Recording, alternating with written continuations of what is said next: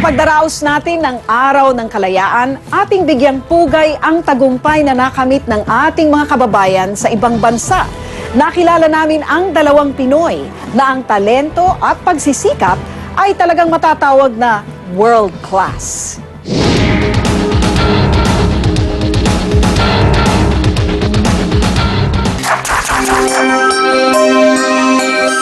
Graduate ng kursong architecture si Philip Tan, pero sa halip na mga building ang kanyang dinodrawing, ito ang kanyang pinagtutuunan ngayon ng panahon.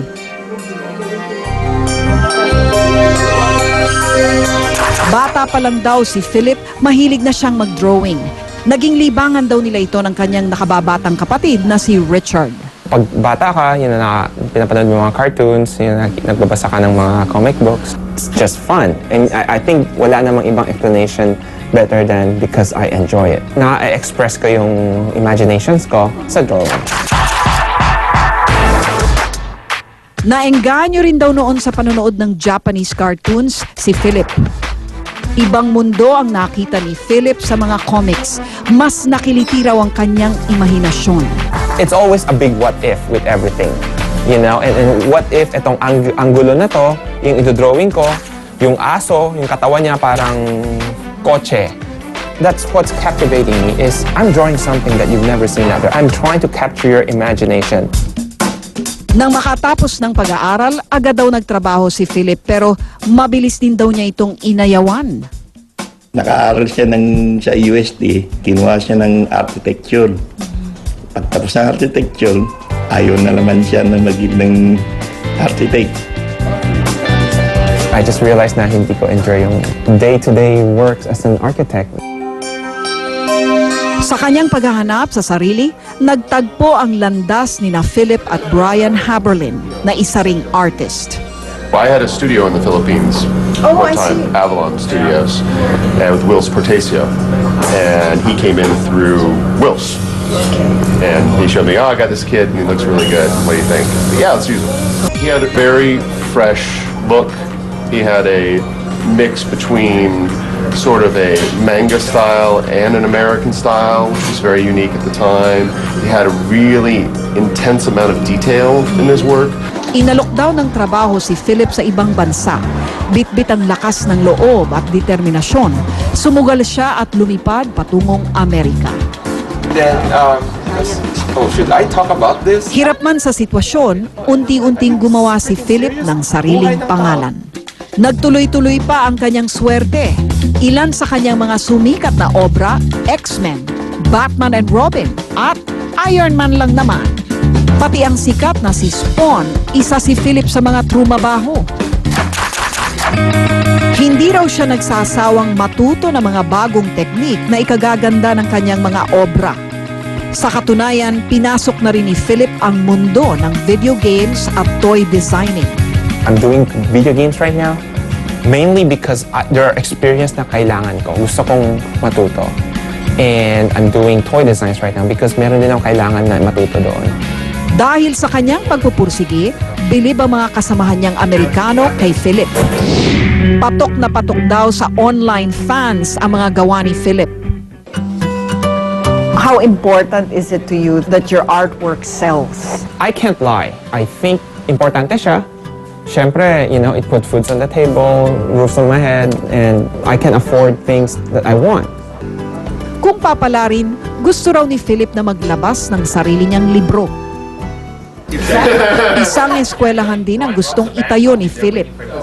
Pagdating araw, mababalik siya dito, tuturo sa mga bata natin dito, mga eskwelahan natin, para matumulong sa mga estudyante natin dito, marunong mag-drawing ng artist na niya. Freshman orientation. Malaki ang kumpiyansa ni Philip sa galing ng Pinoy. There is a gigantic future for them. Pinoys are so integral to the entertainment industry. There is so much untapped talent. And hey, what's stopping you from trying to reach that goal? Sa larangan ng auto business, walang duda, sikat na sikat ang Galpin Motors. Dito sa Roscoe Boulevard, saan man tumingin, nakabandera ang pangalang Galpin. Mayroong 10 franchises at showrooms ang Galpin sa lugar pa lamang na ito ng Los Angeles. Mas naging matunog ang Galpin dahil sa programang Pimp My Ride sa MTV na dito mismo sa kanilang mga shops ginawa. Pero sinong mag-aakala na isa sa nasa likod ng namamayagpag na business na ito ay isang Pinay?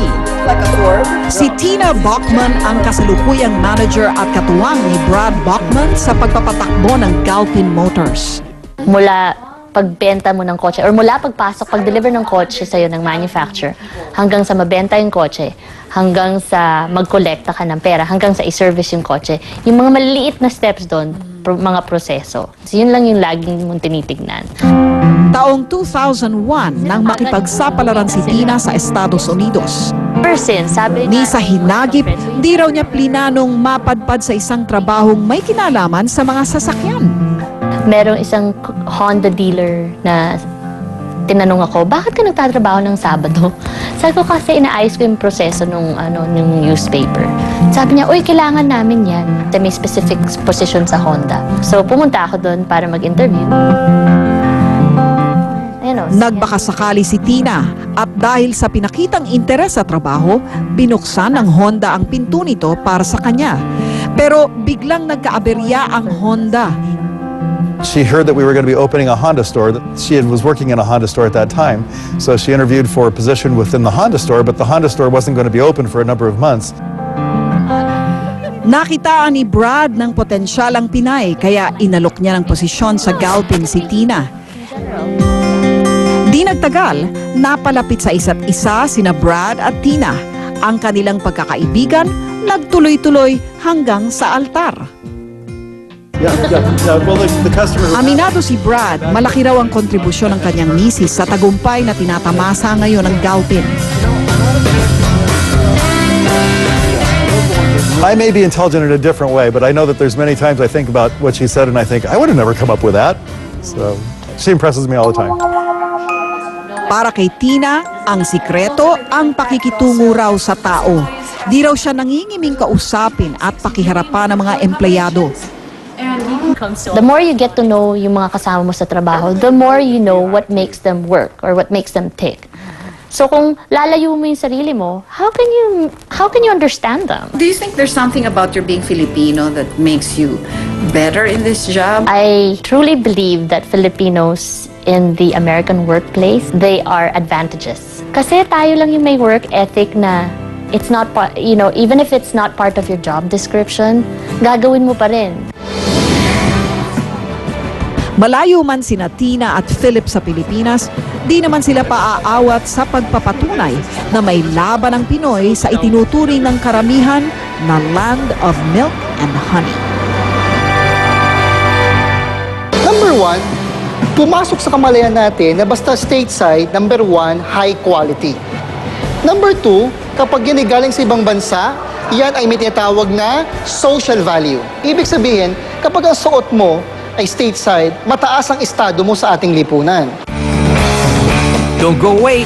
Magbabalik